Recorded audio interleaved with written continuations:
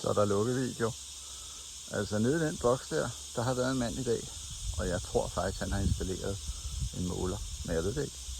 Men det kunne være helt vanvittigt, hvis han havde.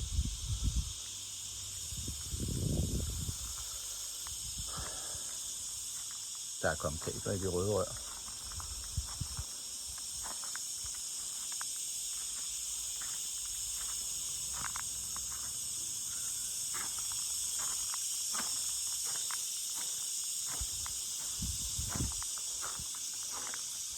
Og så vil nogen jo nok sige, at hvis der er nogen, der har en motorcykel inde i huset, og det er vi.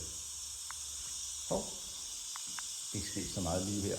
Der er dog købt et par puder, som var på tilbud, som er den der marokkanske stil. Og hvis ikke der er nogen, der kan lide den, så er det kun mig, der må sidde på dem, fordi så er det mine. Men hvis vi godt kan lide den, så kan vi beholde den. Og ellers skal vi returnere dem i øvrigt. Jeg har malet alle de der trin, hvor nogen havde sat bandekødder.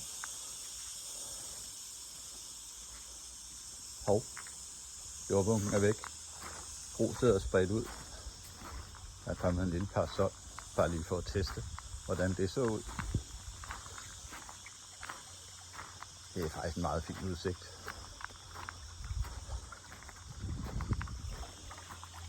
Så er der jo lige en pool. Den spiller altså bare, og der er blevet fyldt mere vand i, og poolguy har været her i dag. Så den er faktisk lige til at hoppe i. Jeg tvivler på, at jeg kan nå anden, men vi ligger lige over 30 grader. Det gør det sådan lige behageligt, fordi hvordan er det nu? Skal vi lige tage en tjekker på temperaturen? Jo, den er stadigvæk lidt frisk. På en 44,6. Nå gud, her var der noget andet, I skulle se. Hvad har vi her?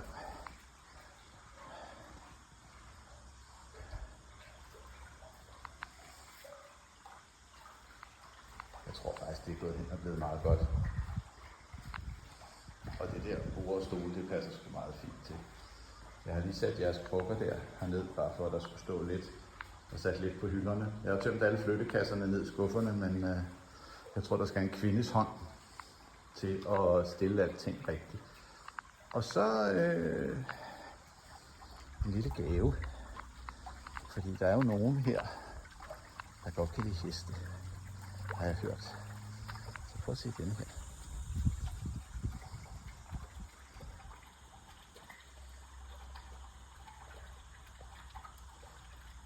Vi lader billedet stå.